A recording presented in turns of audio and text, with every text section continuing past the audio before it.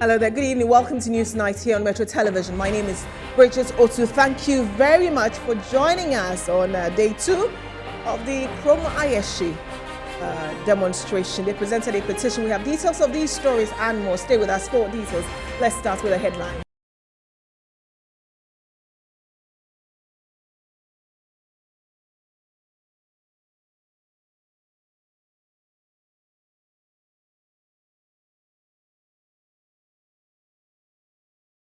Parliament and Ministry of Finance petitioned over worsening economic conditions at the end of the 2-day Arise Ghana demonstration, characterized by tension, confrontations, injuries, and arrests. Minority caucus in Parliament kicks against attempt by government to relocate the AMERI power plant for alleged amount of $35 million to the Ashanti region.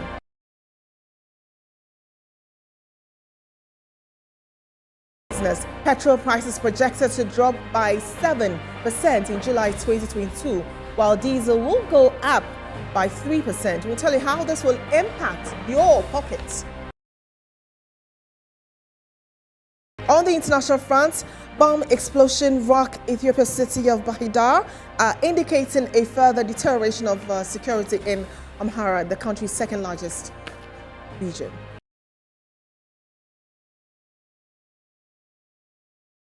And we're live on Twitter at Metro TV GH. If you're on Facebook, it's at Newsnight and at Metro TV Ghana. Let's begin with our headline story. And Parliament and Ministry of Finance have been petitioned over worsening economic conditions at the end of the 2-day Arise Ghana demonstration, characterized by tension, confrontations, injuries, and arrest.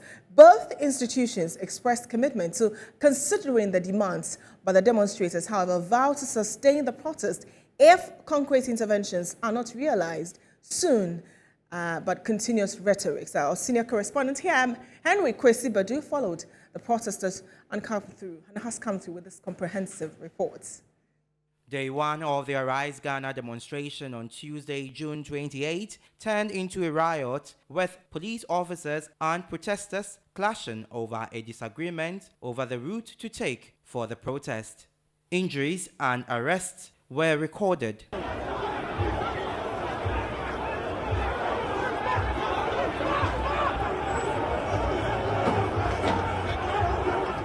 On day 2, the demonstrators, including leading members of the biggest opposition party, the National Democratic Congress, gathered at Elwak Sports Stadium to start the planned protest. Mrs.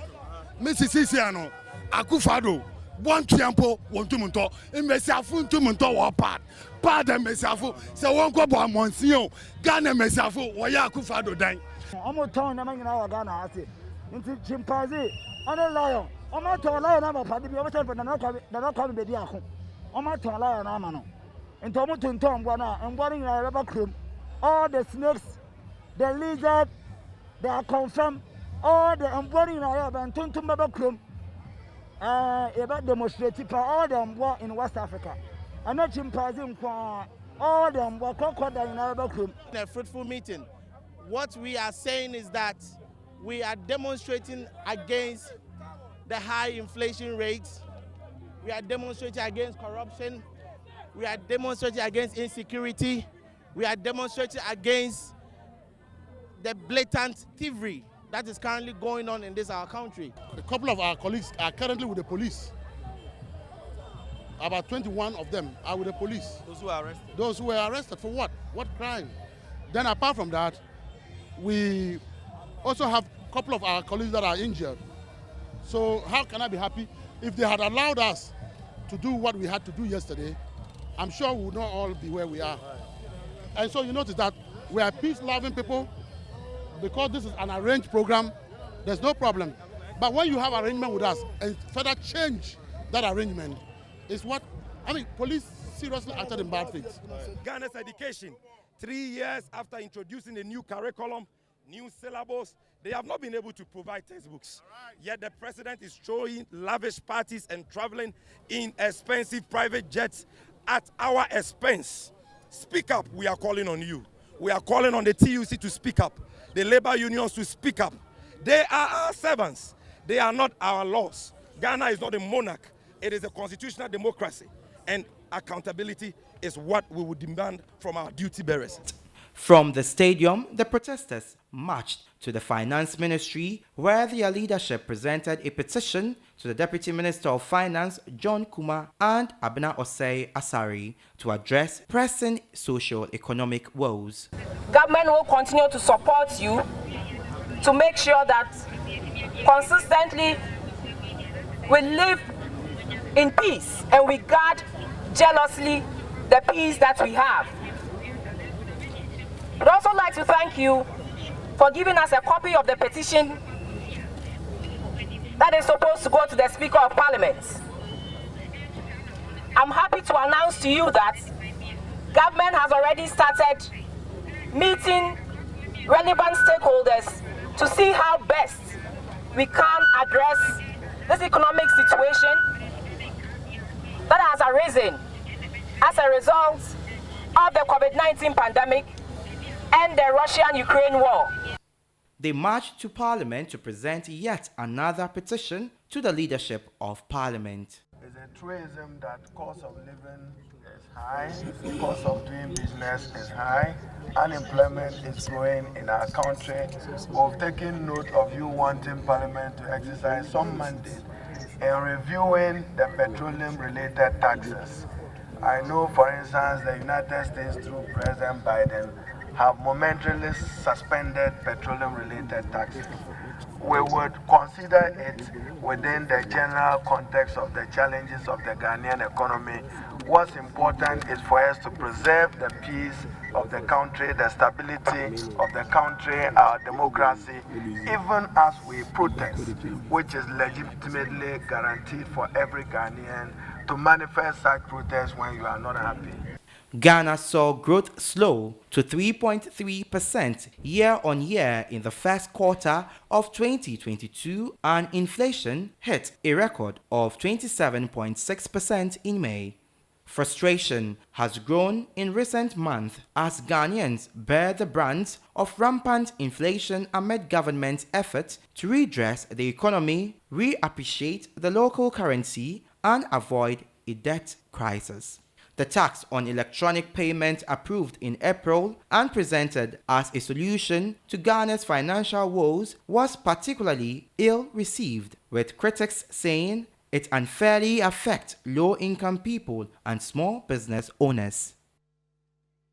Right, so we'll bring you highlights of what it is that the Arise Ghana demonstrators want to achieve with this. And on our screen now, you can see it says the purpose of the Arise Ghana demonstration says the protest against persistent and astronomical hikes in fuel prices by the Akufo-Addo government that has imposed excruciating economic hardships on Ghanaians, protest against the imposition of the obnoxious e-levy on the already burdened Ghanaian people by the insensitive Akufo-Addo government, and others like the COVID and energy sector levies. Next slide.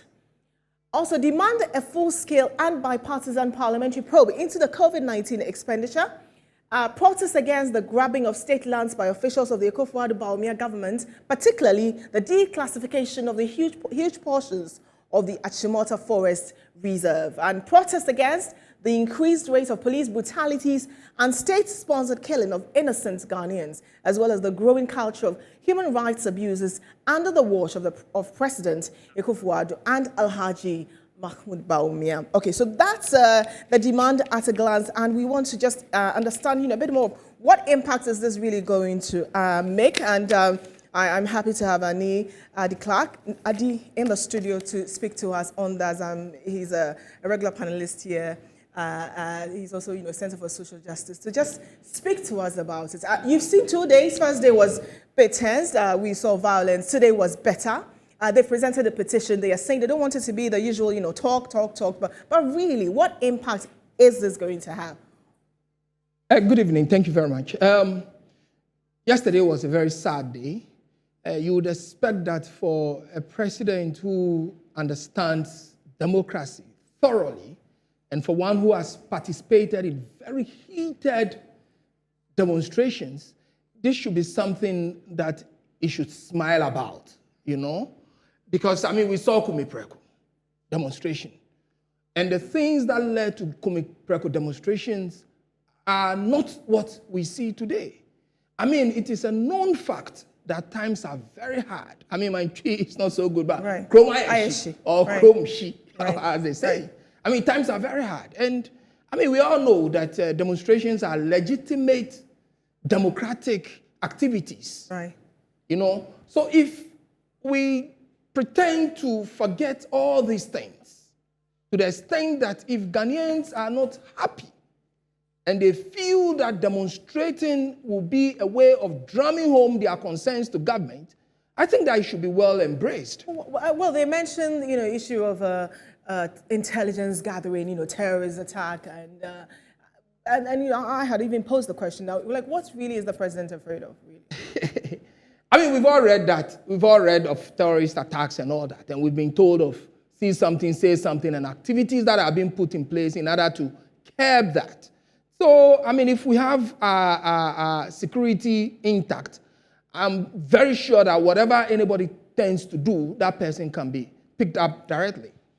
I mean, the whole thing goes back to, I mean, the issues of the law, where the police have sought a court injunction to prevent the demonstration from going on. Right. And the court ruling has given certain directions as to what should be done and what should not be done, contrary to what the demonstrators wanted to do. And you saw what the deputy finance minister did say about, you know, she mentioned Russian-Ukraine war. It doesn't sound like this would ruffle government or has even rattled government in any way. So should they go to sleep, you know, and say, look, this is just what we are, wait for the next election and vote? I mean, Russian-Ukraine war has become a slogan, and I think we've heard too much of it. Right. So much so that, I mean, the illiterate there does not understand what Russia-Ukraine war is. Yes, right. What they understand is if they go to market to buy their usual maize, their usual gari, their usual palm oil, they should be able to afford it. So the rhetorics of Russia-Ukraine war, which is for the, I mean, highly educated mind, does not even get down to it. And the thing is, the cry is for basic things. We've heard so much about planting for food and jobs. Yes. Where are the food? So soon, where are the foods?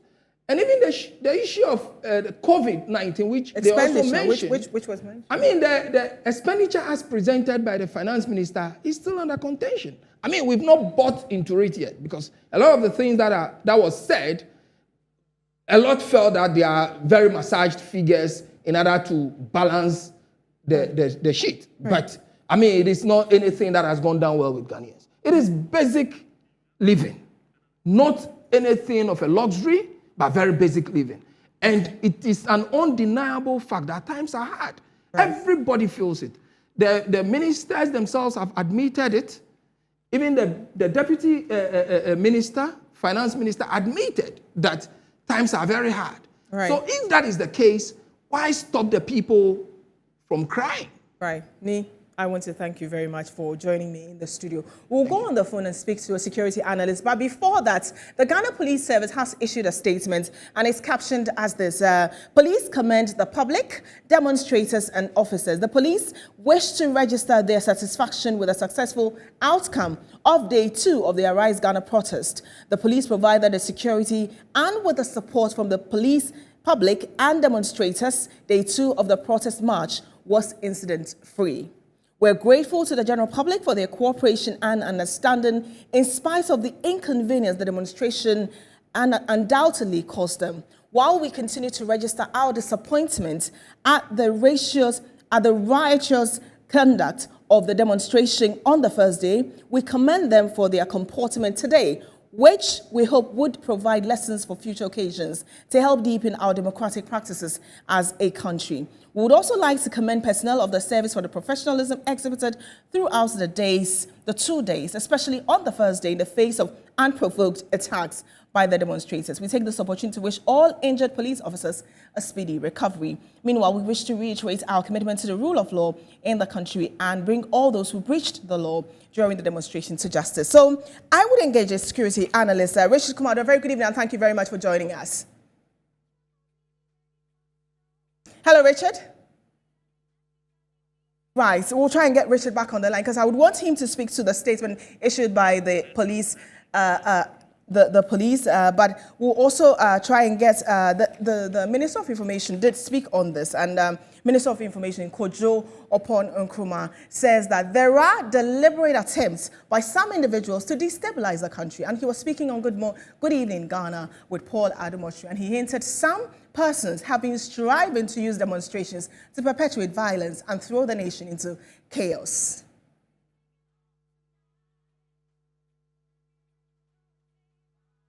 Right, so we'll try and bring that story to you a bit later on what the Information Minister did say. He's also the Member of Parliament for Fuase Ajurebi. And then we'll also try and connect with a security analyst on what he makes of the police statement. Remember, the police statement does not mention of the protesters who were injured. They highlight the officers who were injured. And so they are very silent on the pictures and the videos we saw of demonstrators who were equally attacked or sprayed either with rubber bullets or with tear gas. So we want him to know, what does that say about the posturing of the Ghana Police Service? Okay, so we're still staying on this. And in a related development, the People's National Convention, PNC, has distanced itself from the Arise Ghana demonstration. Now, according to a statement signed by the party's General Secretary, Janet Nabila, street protest as a form of demonstration is becoming outmoded in modern democracies, and protesting without providing solution is equally outmoded.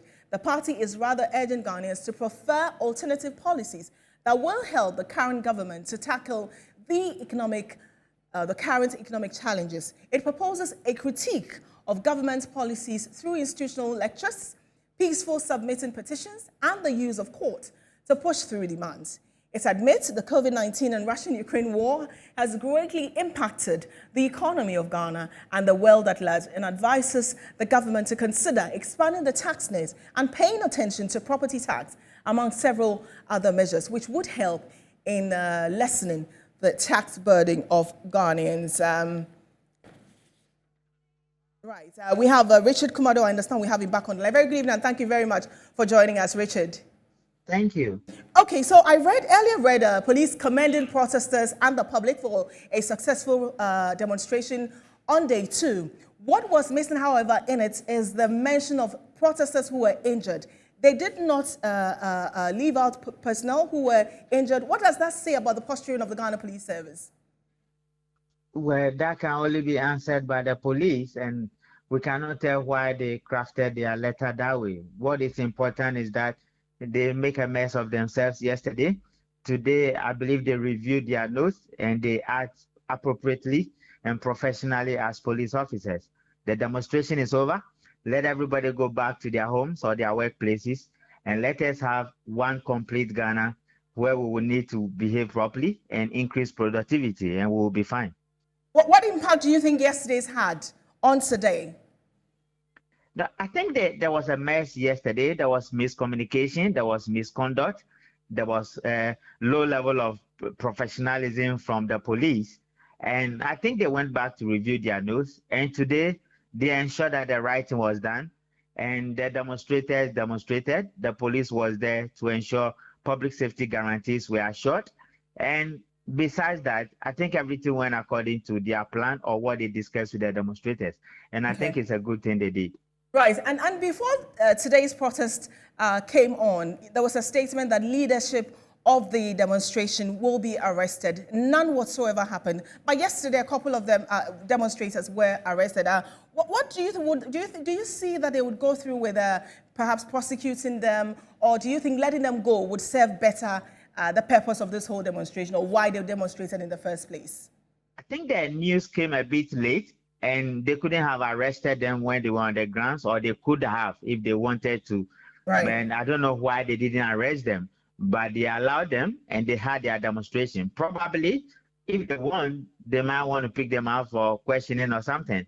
But in democracy, people are entitled to legal representation, and whichever offense warrants an arrest will be dealt with at the court. Other than that, what is important is that yesterday was a mess up, today was far better, And we would have been reasonably in our conduct and our actions so that we don't create this fear and panic for the general public, which is unproductive and unnecessary at all.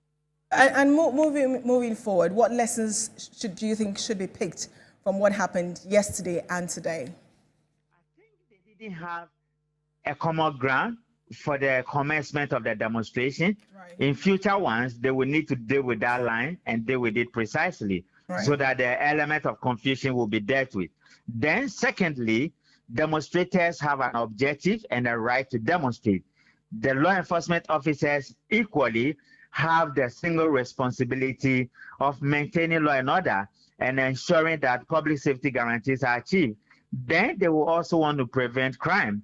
These three must come into one arena, Right. where demonstrators want to demonstrate in a manner that do not degenerate into chaos. And police officers, particularly the first responders, must behave and conduct themselves professionally, that do not throw the country into some level of high-level temperatures that nobody will be ready to bear. And I think in that line, they will be learning from many of these mistakes. Other than that, exactly a year now, there was a mess-up. In Kuraza was a mess-up. The Muslim school was a mess-up. Yesterday was a mess-up. And that trend is becoming too many of our brothers and sisters in the law enforcement agency who we trusted and believed so well that they can act professionally when they want to. Why do you think the police struggle so much to admit wrongdoing? I think it has become a pattern of them. I think they are becoming too political. And it's also some of the things that I have been saying, that in the police service, you have protocol police, you have political police, and you have professional police. In as much as some of us want Dan Parry to succeed, who is a career police officer, to motivate some other people, I think others think otherwise. And all actions they have shown so far is going to the negative, and his leadership is being questioned. And if care is not taken, he will be shown the exit door. And I think going forward, this level of irresponsibility must be addressed. That is the only way we can have a police service that is transparent and that is willing to carry the general public along. Richard Kumado, thank you very much for talking to us. He's a security analyst. And let's go back to the story with respect to the Minister of Information, Kojo Oppong Nkrumah. And he says that there are deliberate attempts by some individuals to destabilize the country. Speaking on Good Evening Ghana with Paul Ademotre, he hinted some persons have been striving to use demonstrations to perpetuate violence and throw the nation into chaos. And he was reacting, to the first day of Chrome Ayeshe demonstration by Arise Ghana, marred by chaos.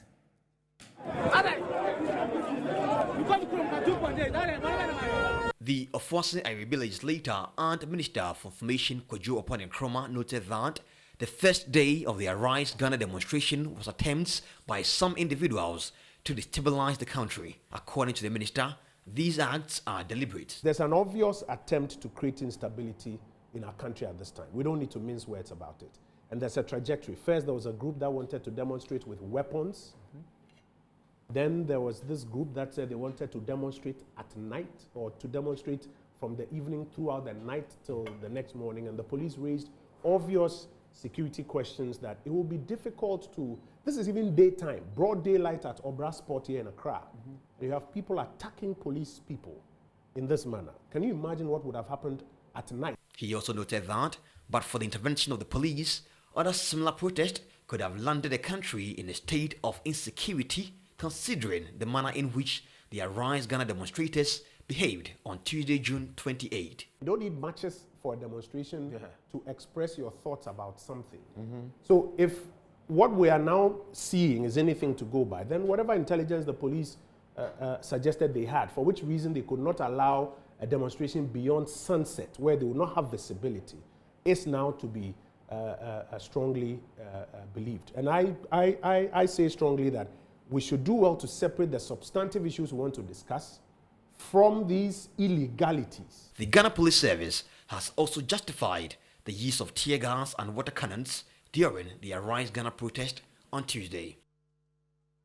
The Ghana National Association of Teachers says it stands by the June 30 deadline for the payment of the conditions of cost of living allowance, COLA for short. Teachers are demanding that the government pays them 20% of cost of living allowance by end of June 2022, or risk having them to strike. The association has given a June-ending ultimatum on the back of the current economic conditions and worsening plight of teachers, as well as the government's failure to negotiate. Speaking on the demand at the opening of an investment forum by NAT, the national president of the association, Reverend Isaac Owusu, said the payment of the allowance is necessary. We were almost chased out of the program because our members felt that we are not doing enough for them as union leaders. They were telling us that Kruma Eshe, we are still standing by our demand, and the deadline that we have given, June ending, today is 29th. So, Mr. Minister, this morning we are assuring you that we cannot fail our members, and we want to assure our members through this medium that as leaders of NATS, we are still standing by the deadline that we have given to the employer. Responding to the demand, the Deputy Minister of Employment and Labour Relations, Bright Rekubrobe, who was at the function, said government is considering their demand and will address them soon. I was telling him that I'm still waiting for them to give me a signal, and then we meet where all the stakeholders will be brought on board and the outcomes of that meeting laid bare to you. So let's keep our fingers crossed. The fact that Ewie Mayeshe is trite knowledge, even me, I'm feeling it. All government employees have had their 30% of salaries cut. This is a reality.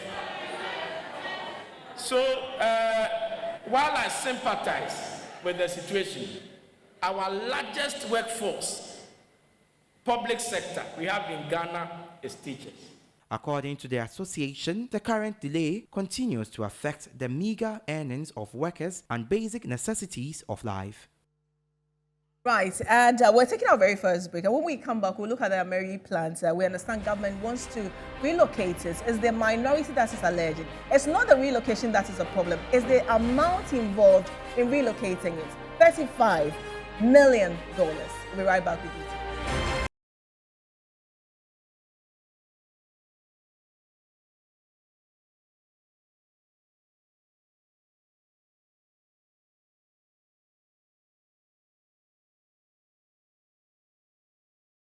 Welcome back to News Night here on Metro Television. The Minority Caucus in Parliament is kicking against an attempt by government to relocate the AMERI power plant at an alleged amount of $35 million to the Ashanti region.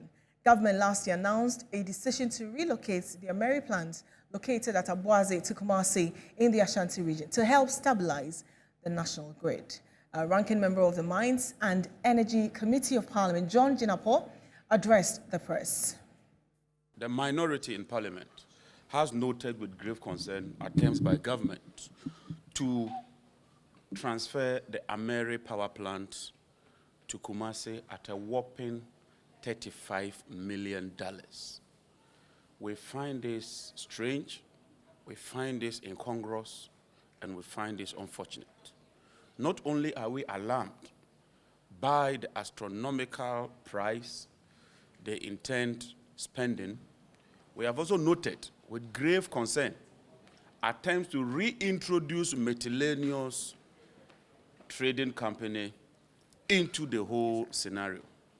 You would recall, ladies and gentlemen, that somewhere in 2018, miscellaneous company was at the center of the AMERI scandal, which led to the dismissal of then Energy Minister Boakye Ejaku. We are being informed, and we had a committee meeting, that VRA has been requested by government to enter into an agreement with miscellaneous for pre-financing of the relocation of the AMERI plant to Kumasi. You would recall that the AMERI plant was brought into this country by President Mahama and the NDC government under a BOOT agreement. That agreement has since expired, and the plant has been transferred to the government of Ghana. Contrary to the originally envisaged agreement to transfer the plant to VRA, the Akufo-Addo Bawumia-led government is once again using surreptitious and clandestine means to appropriate the plant to their cronies and friends. We wish to state as a minority that we are vehemently opposed to this whole idea of one, signing on with miscellaneous and spending a whopping 35 million, which translates to over 280 million cedis. We call on government as a matter of agency to transfer that plant to the Volta River Authority as well. The National Cathedral Secretariat has so far received 31.7 million cedis as contributions towards the construction of the National Cathedral. According to the chairman of the Board of Trustees, amount raised is not encouraging and called on Ghanaians to take up the challenge of raising the funds for the cathedral. The National Cathedral will serve as a sacred space for formal religious activities of the nation, like state funerals and presidential inaugural services. The project, which has been touted as a game changer to transform Ghana's tourism industry into a major source of revenue and job creation, has spurred several controversies. At a press conference, Chairman of the Board of Trustees for the National Cathedral, Apostle Professor Opoku-Nyina, said about 31 million cedis have so far been received as donations from benevolent individuals. In 2018, we had a total of 2.6 million Ghana cedis. In 2019, 3.6 million Ghana cedis. Thank you. In 2020, 13.9 million Ghana cedis. In 2021, 7.7 million Ghana cedis. 2022, so far, we've received 3.6 million Ghana cedis. So in total, we have 31,747,989.16 cedis. He, however, declined to comment on how much has so far been spent on the project. There are other issues that have been raised, and which the government, in particular the Office of President, Ministry of Finance, and the Attorney General, will address. This relates to issues of procurement of the architect, parliamentary approval of disbursement from the Ministry of Finance, and the total contributions from the state. These are not the issues for the trustees to answer.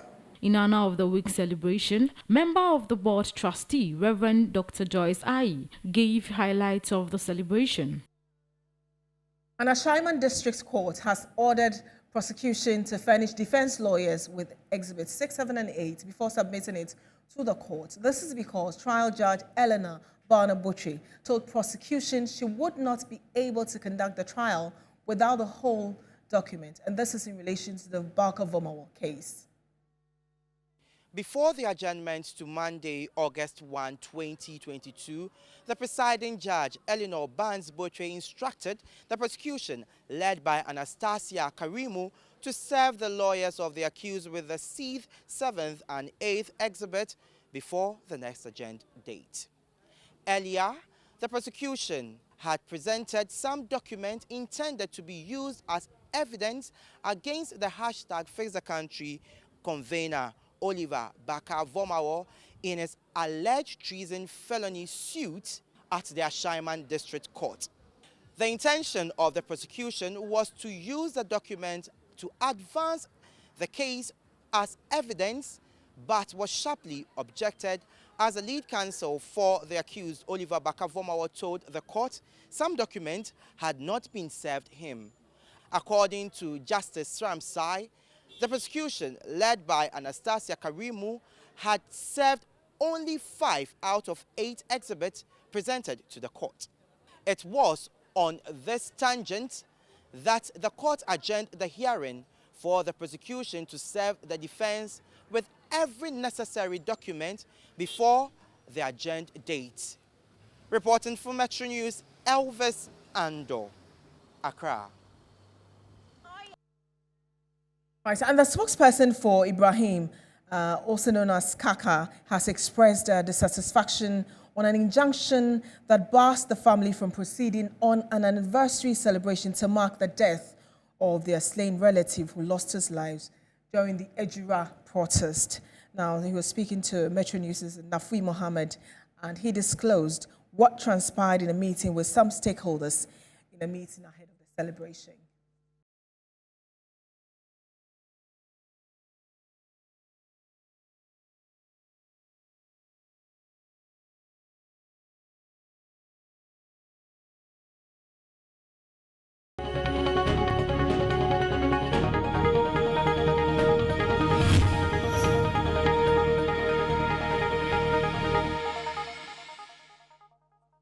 Welcome back to Newsnight Live on Metro TV. My name is Winston Taki.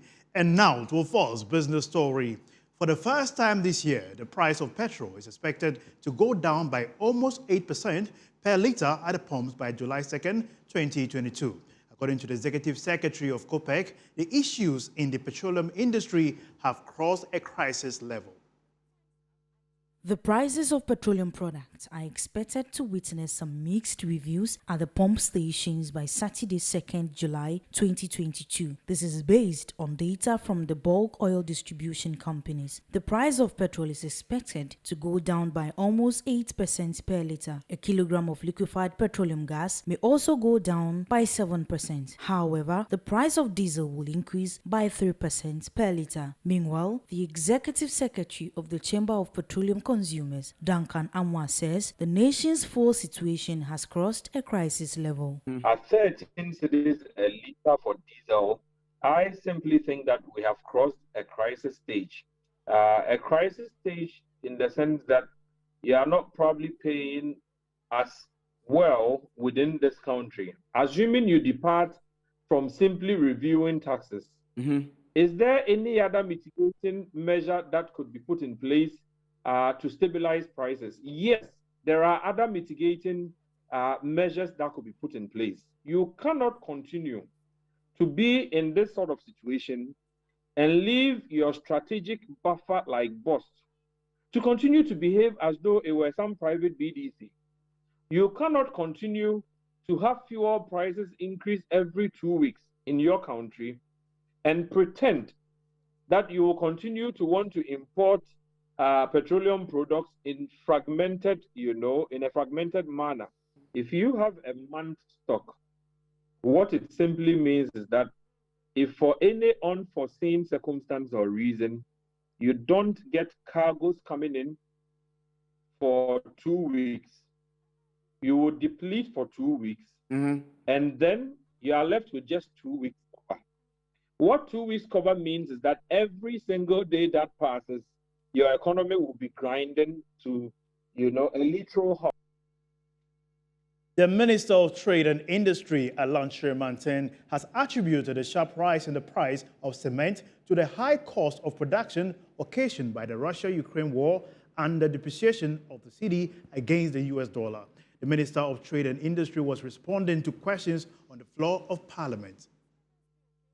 The cost of the main raw material for the manufacturing of cement, which is clinker, an imported product, has experienced significant upward adjustment in the recent past. In addition, Mr. Speaker, as this August House may be aware, the cost of freight globally has also seen a very significant increase. This has largely been occasioned by the disruption in the global supply chain, initially caused by the COVID-19 pandemic and subsequently by the Russia-Ukraine conflict. Mr. Speaker, furthermore, the depreciation of our local currency against the United States dollar, and the increase in the prices of petroleum products, as well as the cost of electricity, have also contributed to the high cost of production of cement. Now, away from that, the Minister for Information, Kojo Nkrumah, says, contrary to speculations, government is not considering looking at the International Monetary Fund for economic support. He says the Finance Minister, Ken Ofori-Atta, instead believes in homegrown solutions to tackle the challenges. For some time now, government has come under pressure to return to the International Monetary Fund to overturn the country's economic crisis. But according to the Information Minister, Kojo Nkrumah, the Finance Minister, Ken Ofori-Atta, has indicated clearly that there are homegrown measures that can help move the country out of the current economic challenges. He explained that any other decision would only be taken when analysis of latest data on the economy is completed. We haven't reached a point where that determination can be made, because we are now going through the process of looking at the numbers. Yes, when you look at the headline numbers, the numbers don't look good, but you need to go through that full interrogation process. How is VAT performing? How is e-levy performing? How are direct taxes performing? How are import duties performing? You've got to go through the full raft as against the expectations, year-on-year growth. Is it lagging? Is it on target? You've got to allow yourself the room to do all of that. And then you come to a position. Put alternatives on the table. Are there local alternatives to deal with it? The Finance Minister has said in some of his previous public comments that he believes that there are local answers to these questions, and he does not think, at least as at the time he spoke, he does not think that an external program is required to help improve the fiscal program that we are running. He noted that, despite the suggestions for the country to return to the IMF, the country must be guided to take a decision after government presents its fiscal outcomes for the first half of the year. Of discussion going on in government currently as we look at the numbers. Yesterday we met with traders and transporters of food items. Today there was a lot of work at the Finance Ministry looking at all the numbers and all the revenue handles that are coming in. I think that will continue till tomorrow. By Thursday we're going to Cabinet to put the latest findings before the President and his advisors and try and get a sense of where we're going. By the time we hit mid-year, we would have made a categorical decision on how we need to recalibrate the fiscal and the economic policies to get Ghana onto a certain preferred track. And we can tell the people of Ghana where we are by that time. Meanwhile, a leading member of the New Patriotic Party NPP, Gabi Ochiridako, has said he is not against the government seeking economic support from the International Monetary Fund, IMF. Let's now bring you the latest update on the Ghana cities and how the cities is performing against major global currencies as well.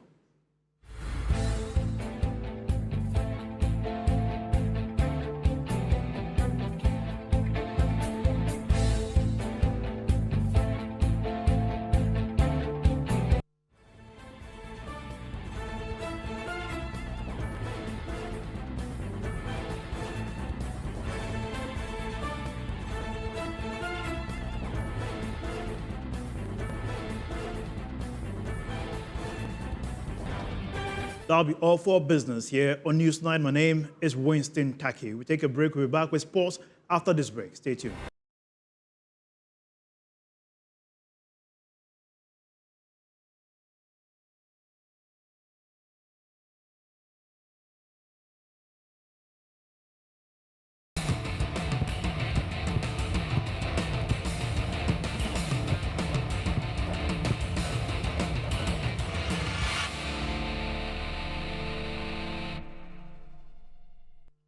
My name is Phil John Quarter, and it's time for sports. The speaker of the senior national team, the Blasters, Andre Didier, believes that the senior national team should be ready for the 2022 World Cup to be staged in Qatar, hoping that the technical handlers will bring the best of players for the job.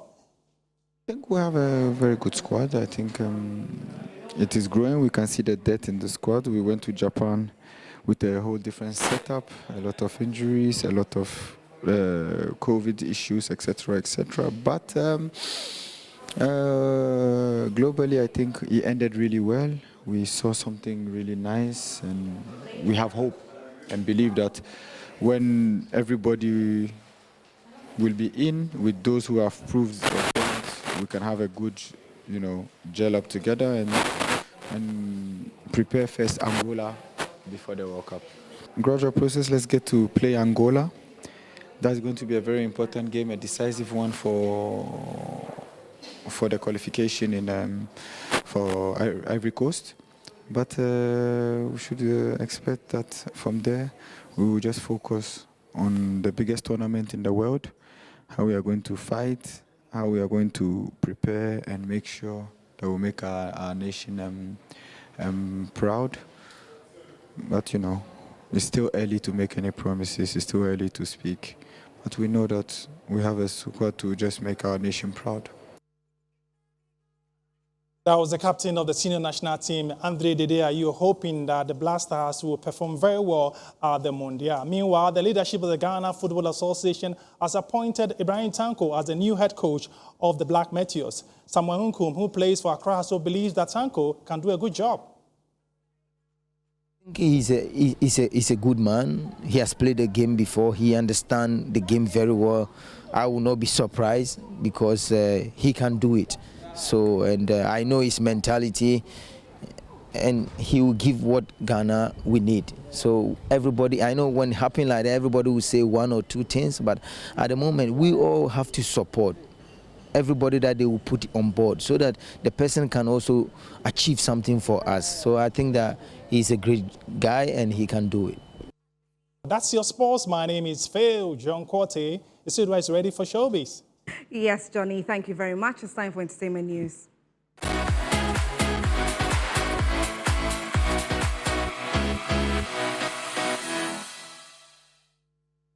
My name is Asiodua Akumia. Media and entertainment entrepreneur Baba Sadek has urged government to deliver on its promises to the creative arts industry. He made this call during day 2 of the Arise Ghana demonstration. Oh, I think we should look at punishment from this angle.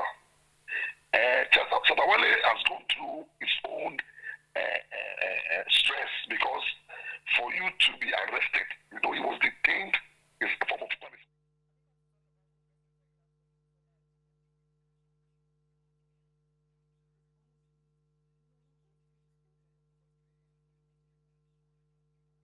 Well, that was lawyer Maurice Ampao speaking on Shatawale's fine to Metro News during an interview where he said he's worried about the selective justice and hypocrisy of our system.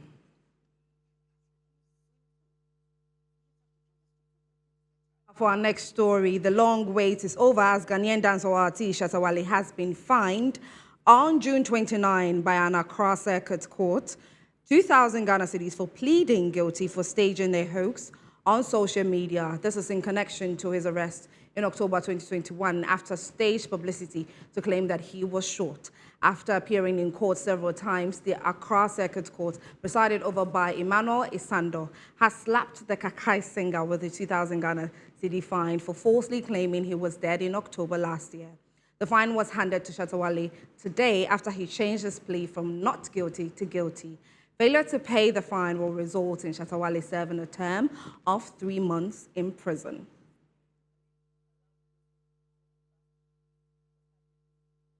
Well, that's it for entertainment news. My name is Asiodua Akumia. Bridget? Thank you. Thank you very much, Asiodua. International news is next.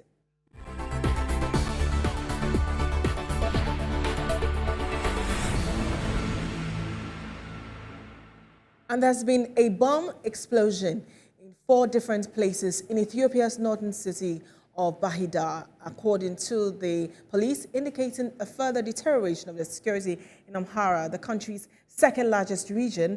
The explosions occurred in selected crucial places in the city, which is the regional capital, and were aimed at terrorizing the public, according to a police spokeswoman. Now, she did not divulge whether there were any casualties, but confirmed that suspects were apprehended. In relation to the incident, tensions have escalated in the region after the authorities launched what they called a law enforcement operation.